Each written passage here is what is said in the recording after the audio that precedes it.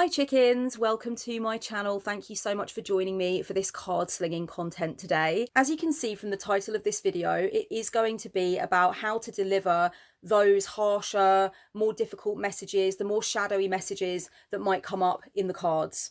And this video is going to be, it's intended to be just as useful for professional readers at any level as it can be for people who just sling cards for their friends, loved ones, etc. Although I primarily do work with tarot and oracle cards, I do use a number of different divination methods. I do use the crystal ball, I do use runes. And so I just want to state for the record as well that the information contained in this video is probably reasonably transferable to any divination method that you might use to get messages and glean insight or guide people or offer people support. You can basically apply it quite liberally to anything, any divination method that you might use. So I wanted to put that out there as well. I'm going to talk about card slinging in this video for the sake of ease, basically, but you know, it can apply to anything. For me personally, I do not see the point of utilizing a tool that can be as potent as a deck of tarot cards or a deck of oracle cards if you are not going to look at the spectrum of different messages that come through in the body of a reading. Now, not every reading is going to have sort of like a 50-50 split of those more positive, uplifting messages and then more of the kind of shadowy messages, the warning messages, the reality checks, the tough love. You're never going to get that 50-50 split.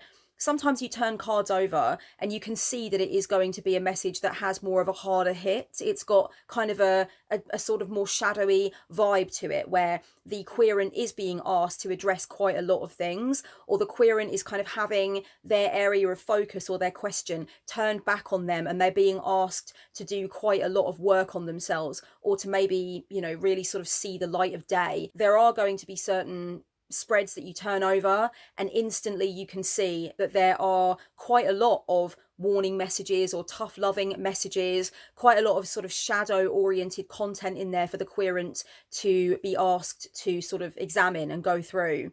And as you sort of go on in your journey as a reader, you can look at a spread as soon as you turn it over and you can identify quite readily, like, okay, this is quite a shadow oriented reading. There's a lot here that I'm going to have to deliver compassionately because there are shadow insights coming through. There are those tough loving messages. Other readings, not so much. You will turn spreads over sometimes and there won't necessarily be any big hard hitting shadow messages per se. There might be one or two things, but it won't be as heavily laden with shadow oriented content. For me, it's become easier to see over the course of time when it might be more of a big hitter in the shadow work department. It's so important to me with my readings that when difficult messages come up, messages that are more shadowy, messages that are a bit more tough loving, or ask the querent to really put things back on themselves and examine themselves, it's important that I deliver those messages compassionately and with fair warning, but it is important that I do deliver them. I do not consider myself to be somebody who can tell you outright what is going to happen because I do not believe that the future has yet been written. Do I believe that we have absolute ultimate control over every single variable in our lives? No, obviously not, because if we did, none of our loved ones would die. We would always get the job we were going for. You know, we are working with variables that are outside of our control. We're working with, you know, other people's wills and what they perceive to be the right thing. We're working with all these different, you know, systems and issues that are outside of our individual power to control them, right? So I'm not saying that I read the cards from the perspective of there never being an immovable obstacle in a querent's way, but I'm saying that I read in the interest of handing a querent the keys to their life. And so just shutting something down and saying, you can't have that, that's not for you, that's not on the cards for you, doesn't feel like it's going to be very useful for the querent, so I don't approach the reading that way. A lot of the time for my querents, the darker and more difficult messages that may come through are usually messages that call the querent on their bullshit in a way. They can be messages that ask the querent to look at a situation again, especially if the querent is being very rigid about that situation. And, you know, a sort of more shadow-oriented message, as it were, will be a message that says to the querent, let's look at that again, come back around, because you're not seeing these bits. And in these bits, you're not necessarily the person that is blameless. You're not necessarily the person that doesn't need to do any work.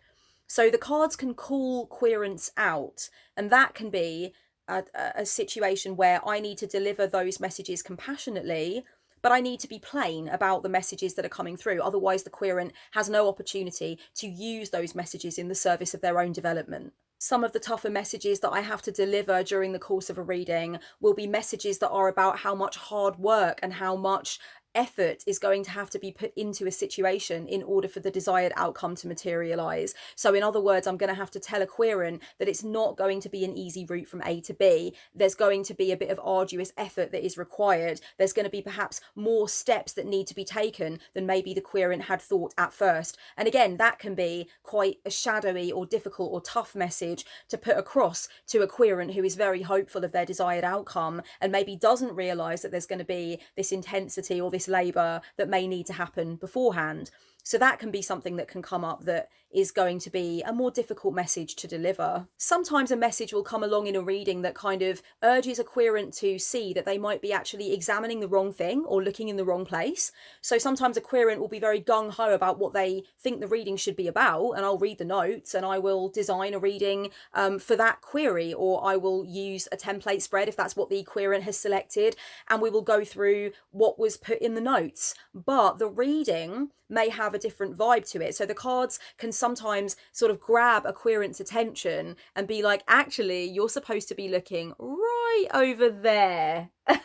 That's where you're supposed to be focusing.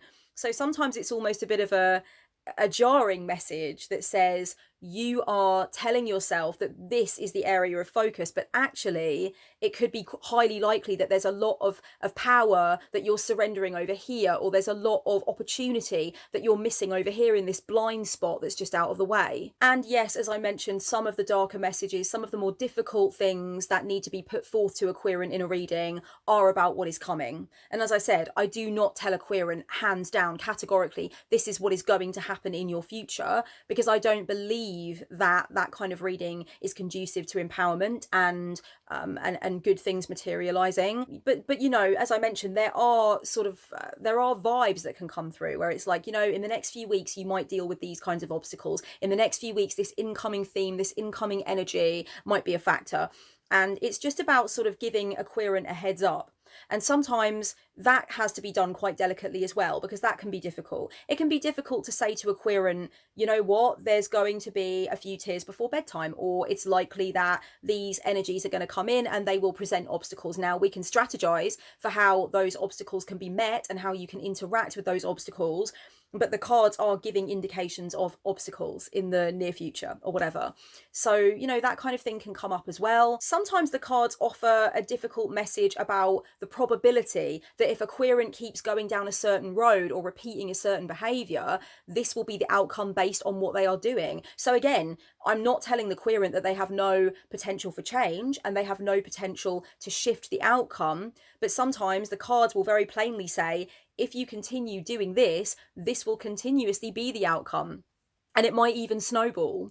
So sometimes it's very much about getting the querent to have a long, hard look at themselves and what it is that they're refusing to change, what it is that they're refusing to look at. And again, you know, these messages need to be delivered just as much as the positive ones, just as much as the messages that, you know, really highlight a querent's strengths or deliver good news about the querent's near future.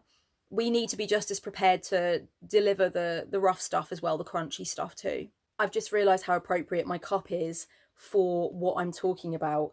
When life gives you lemons, grab the gin and tonic. And that's actually my personal life philosophy. All right, I want that on my fucking headstone. If the person in charge of my headstone is randomly, for some reason, watching this just shortly after my demise, please don't put this on my headstone. Don't. That was absolutely sarcasm. If you are a reader and you worry a little bit about how you're going to deliver the tougher messages, the darker bits of guidance that come through in a reading, first thing I'll say right out of the gate that can be very useful is disclaimers and fair warning and forewarning. You know, let a querent know that you do not skip on the tough stuff. Let a querent know that if they're going to be having a reading with you, they are going to have to take the crunchy with the smooth, because you read for what comes through. You do not read just to blow smoke up a querent's arse, just to make them feel better about life. You read what is there in the cards to be read. So disclaimers, forewarning. I think these things can be done without fear mongering. In fact, I think it's essential that you do it without fear mongering. So if you do have a tendency to be a bit theatrical, then I can empathise, darling. But try to keep the theatrics to a minimum when you explain to somebody the nature of what you do. In other words, when you're trying to explain to a querent that you're going to deliver whatever is in the cards, whether it's naughty or nice, whether it's crunchy or smooth, do that without freaking them out. Just let them know that a lot of the time the more challenging messages can be the most nurturing, because they give you the most scope for exploration, and they give you the greatest idea sometimes of what needs to be changed in order for you to get where you want to go. I give two forms of forewarning or disclaimer to my querents. First of all, when you go onto my online store and you purchase something, it asks that you read my policies and conditions before you make the purchase. And within my policies and conditions, I do explain that I do not give readings that are pie in the sky fluff. I do not give readings that are designed just to make you feel better. I actually give readings that are in the fullness of what it is that they're supposed to be. So if challenging messages arise, you need to be prepared to understand that and handle that. And don't come to the reading just expecting to have your own opinion affirmed. I'm gonna say what I see. So that's the first warning, and that's a fair warning. It's a disclaimer that explains that some of the messages might be a bit tougher. The second warning that I will offer to a querent is actually during a reading, when I am about to offer a challenging message. If I feel like there's a message that's come through in the cards that actually is quite challenging, maybe I'm aware already that it's going to challenge my querent's point of view. Maybe I'm aware that it is about something that a querent might be missing, a bad behavior that the querent might be engaging in, then I will actually give a warning before I start interpreting the card. And the warning will go something like this. Brace yourself, strap in, because this next message is, it's going to ask you to really examine your motivations. Something like that. So I'm not going to be really fear-mongering. I'm not going to be like, this card is going to, smash you right in the heart. But I will say something like, okay, so this message sort of leans into shadow territory. Come with me on the journey and I'll break it down for you. I try to use language that actually not only explains that a shadowy message or a more difficult message is about to come for the querent, but also encourages the querent to kind of be excited about it if possible. So, it's really the opposite of fear mongering. It's almost like saying, oh, okay, we're walking into a very interesting room now in the house of this reading. And there's some stuff in here that might be really useful to unpack. It might be a bit difficult. It might be something that you might need to sit with for a while after the reading is done. But let's get into it, So it actually gives a querent an opportunity to not only take a deep breath and be like, oh, okay, there's some challenging content coming, but also, hopefully, if at all possible, to get the querent feeling like, oh, what is it? Oh, what? Tell me. I long to know, so if at all possible, I want to get a querent feeling like, oh, okay, how tantalizing. Do you go on, Kellyanne? Give it a go. Try and come up with some language that explains to somebody that your readings do sometimes involve challenging messages, just as they also involve very positive and affirming and exciting messages. And then also have a go at actually sort of giving a little disclaimer right before you go into a card interpretation. Try and do some practice readings. I often advise my tarot chat mentor clients to do some practice readings. Just sit a teddy in front of you and imagine that the teddy has asked you a question, and do a reading for the teddy. Just imagine there's somebody in front of you. Record your voice or film yourself doing the reading. Check your pace, check your intonation, and check the language that you use. Is it empowering language? Is it designed to make the querent feel like they have the keys to their life and they're in charge of their life? I often advise my tarot mentoring clients to go ahead and do that. And I think one of the things we can practice is just giving that gentle disclaimer to sort of clear the path for a more challenging message or a more shadowy message to come through. Empower the querent. Inspire the querent, reassure the querent, and accompany the querent. And what I mean by accompany them is say to them, okay, these messages might test you, they might challenge you. Let's break them down together. Let's do this, Let the querent feel like I'm coming with you and let's see what there is to be seen, rather than making the querent feel like you're smacking them across the face with a death card, like, you need to wake up, missy, because that's just not pleasant. That's not pleasant for anyone. Well, it might be pleasant for someone. Somebody wants that. Okay, we've wandered inadvertently into tarot BDSM territory, but perhaps that's a whole other video or a whole other channel. channel. The next thing that I would advise is try to think about the times in your life where you have had bad news delivered to you. Try to think about the times in your life where somebody's leveled with you, they've given you a little bit of a cold, hard reality check. If you don't have a particular memory of somebody, a loved one of yours, holding a mirror up to your bad behavior, or just kind of checking you or asking you to rethink something, then I would advise that you try and think about how you would want that to happen. If that's never happened to you, then just think about how you would want it to happen. And also just imagine that you're getting a reading. If you have received readings in the past, then maybe you will have an understanding of how valuable it can be when a reader refuses to hop over a difficult message, but actually interprets it compassionately and clearly for you. Try and think about any times where that's happened.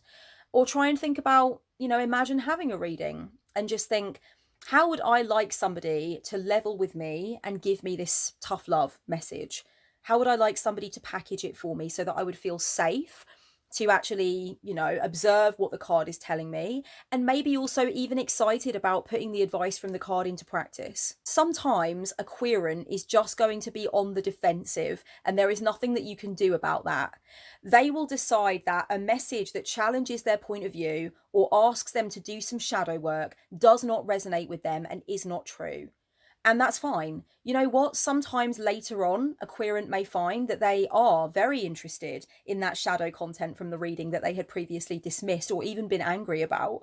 And that's fine. Sometimes we do have to return back to messages and we think, oh, wow, I'm in a position now, or I'm in a place in the situation now where this has become much more clearly a useful thing for me to absorb. A querent may tell you, oh, that doesn't resonate at all. That doesn't sound like me. That doesn't sound like something that I need to, focus on. And that's absolutely fine. Querents are allowed to have their opinion. And if that happens to you, if you do feel like you kind of go out on a limb and you try to deliver a shadow insight and it's kind of rebuffed, then you can just say, interesting. I mean, maybe it will resonate at a different time, or maybe it's in reference to something that hasn't yet come to pass. Sometimes these things are relevant later where they might not be now. Or you can just say, okay, well, let's move on with other messages. You don't need to necessarily overly encourage a querent not to leave something on the table if you think it's important. You can just accept that they don't think it's important. It's not necessarily something that they're picking up on as being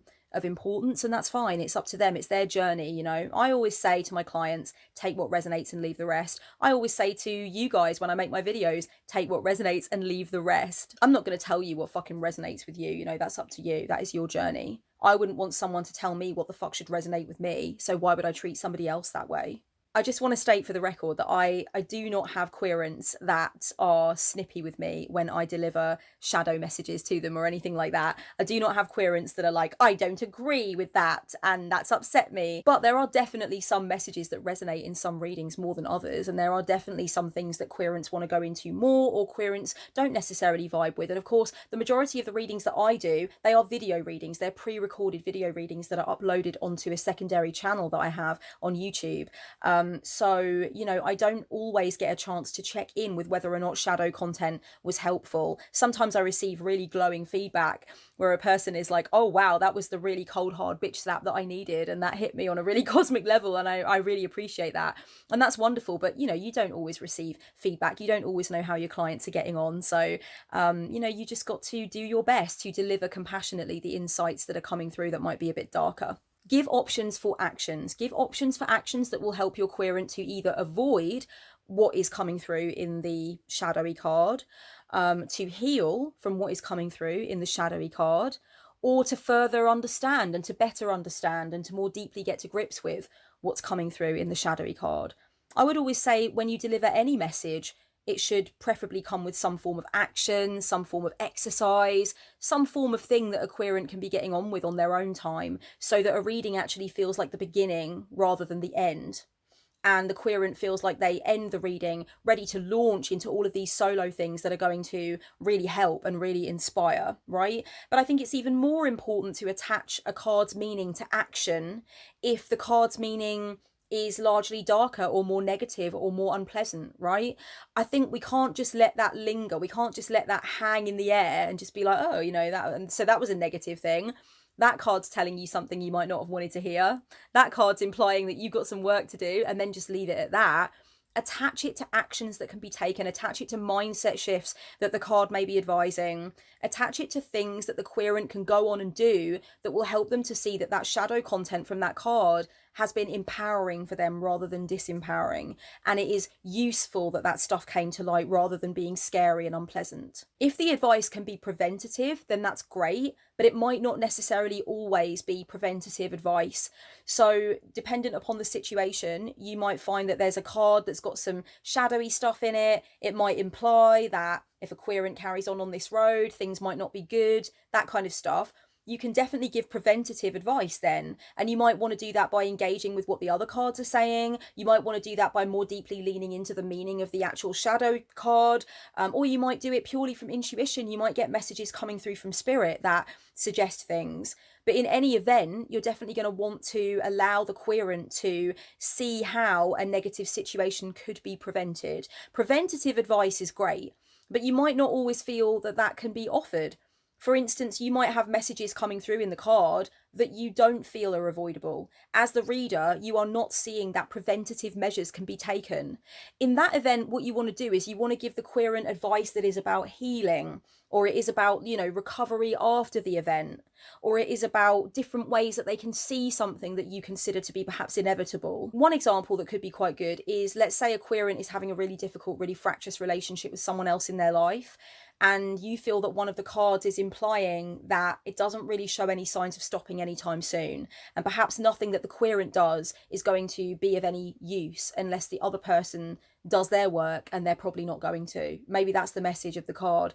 Okay, fine, but think about how you can link that to other things. Maybe the card may also imply that the querent can be focusing on other things instead, things that empower them, other relationships that are joyful for them, Maybe it's about boundaries with that person that's causing a problem. Try and think about how you can link the difficult message or the sad message to actions that can be taken that can empower the querent or nurture the querent. And like I said, you can't prevent somebody else being an asshole. So the advice cannot be preventative in that situation. You cannot be like, okay, here's how to prevent your sibling or your friend from continuing on their, on their carousel of bullshit. You can't do that because that's their work and there is nothing to prevent that. So instead of giving preventative advice, simply give advice that is designed to give the querent direction and help them to understand how the message of the card can be turned to the advantage of the querent. In the delivery of difficult messages, you might want to try the positivity sandwich, where you mention something positive that the card or the surrounding cards is offering. Then you go in with the shadow message. Then you end with the positive again. You tie it off again. So it's a positivity sandwich. You've got this, positivity bread. Then you've got the shadow filler. Then you've got another piece of positivity bread. And you've made your cardslinger sandwich right there. It's exactly like a compliment sandwich. The compliment sandwich goes something like this. I love the way you approached this. What would be so great is if you changed this, but I really love your execution there.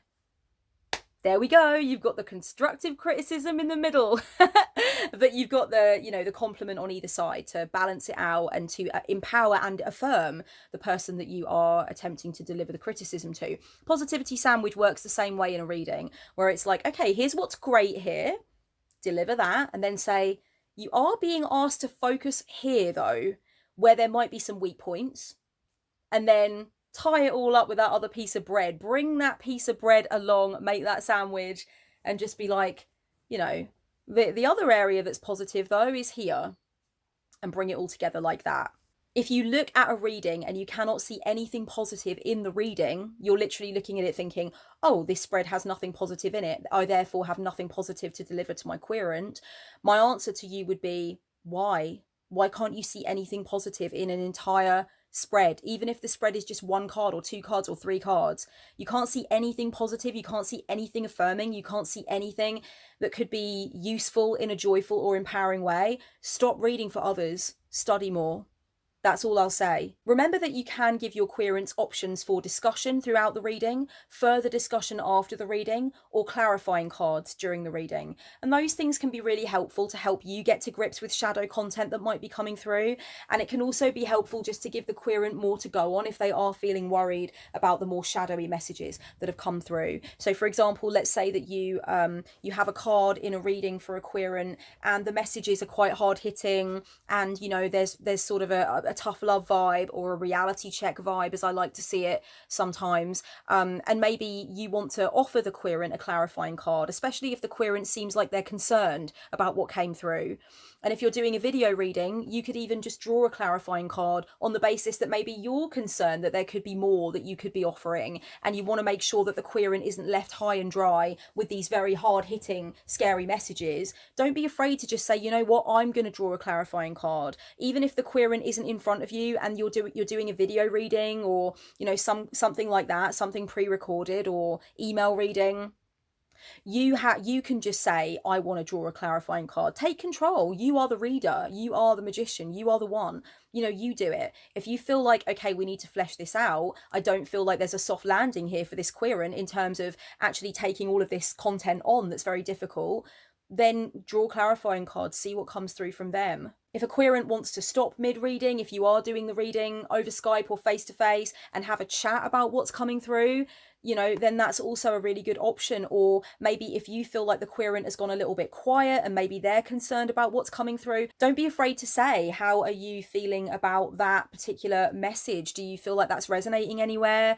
You can say those things, or you can again ask, do you want some more clarification on this? Shall we explore this further? Shall we draw another card? You can offer querents the opportunity to come to you afterwards and talk about things afterwards, as in after the cards have been put away, when they might be having thoughts and feelings later on. But you do have to be careful about boundaries, and I'm going to leave a video down below about being of spiritual service and the importance of boundaries and the importance of knowing your limitations when it comes to helping people. And I think a lot of card slingers really need this, whether they're professional or not. I offer my clients a 10% discount code so they can return to me and they can get readings at a reduced rate if they are repeat customers with me. I think that's something important to do. It gives people the opportunity to come back at that lesser rate and to check in with me or re-explore things as they move on the journey. I would far prefer to do that than to have a system where people actually were able to email me a few days or a few weeks or a couple of months later and say, oh, hey, can you pull a clarifying card on that? Can we talk about this? There's been some developments and I want to address them, because that's obviously all free labor, and there's no way at this point in my career that would be even remotely possible. I would go quite mad, I suspect. So it's about finding something that works for you and your querents or clients, where you give them the opportunity to be able to check back in a way that is fair for you. I have also been known to give complimentary sessions or readings when I feel very strongly that the reading has come at a time for the querent where they may need to check in quite soon. Again, there might be something ongoing that I feel really requires a lot of support for that querent, and I might feel like my job is not quite done. And so I have been known at times to say, please come back for a reading. It's on the house. Please come back for another session on the house, because I feel like we really need to keep doing this. And it's sort of something that I want to do. It would give me peace of mind. Make sure that you know your limitations on that score and do not feel pressured to do that, and do not succumb to requests for that when you know it's not healthy for you. Believe in what you are delivering to a querent when you are delivering those harsher messages, those darker messages, those difficult nuggets of wisdom. Believe in the things that are coming through, and believe that you are delivering them with compassion and integrity, because they could ultimately be very useful. That's why you're doing it. There should be no other reason why you are doing it. You should not be doing it for the drama. You should not be doing it for the clout. You should not be doing it to create a certain reaction in a querent. You should not be doing it because it makes you feel like the big I am, like, oh, I know all of this stuff, and you know, I can pull all this stuff out the bag that's shocking or jarring, you know. And that's shadow work that card slingers have to do. They have to know that their motivations are right, and they have to know that they can deliver the more difficult, hard-hitting messages in a compassionate way. And don't be afraid to ask for constructive criticism from querents if readings are something that you do quite regularly, again, whether they're paid or not. If you are doing readings for people, don't be afraid to ask for constructive criticism. There can perhaps be nothing more dangerous in the card slinging world than a card slinger who doesn't really want to hear what they could have done better and doesn't want to have an understanding of how they can serve somebody more effectively. Don't be afraid to ask, even if it's only once in a while, can you let me know what worked for you, maybe what wasn't so great for you, and what, if anything, could have gone better from your perspective. And not everybody will be willing to give you that information, or not everybody will have a very strong view, but sometimes you'll get those nuggets of wisdom and advice that come through that will help you to be a stronger reader, and that can only ever be a good thing. Honey bunnies, thank you so much for listening to this veritable workshop on what to do when you get those crunchier, darker, more difficult messages coming through. There's one particular reading that I want to highlight if you've enjoyed this video that you might actually want to purchase from me, and it is the True Card Slingers reading. That's a reading that actually helps you to understand more about your strengths as a card slinger, the weaker areas as a card slinger, how you can make improvements, how you can attract the right querents to you. So if that sounds good, go to the online store and pick one up. And at the moment, at the point of uploading this to YouTube, the True Card Slingers reading is actually on sale. The video format is a little bit cheaper than usual. So definitely pick one of them up if you feel like you want to go the distance with your card slinging practice and you would like to know what the cards have got to say about how you can make improvements. So much love until next time, custard tarts. Mwah. Blessed be.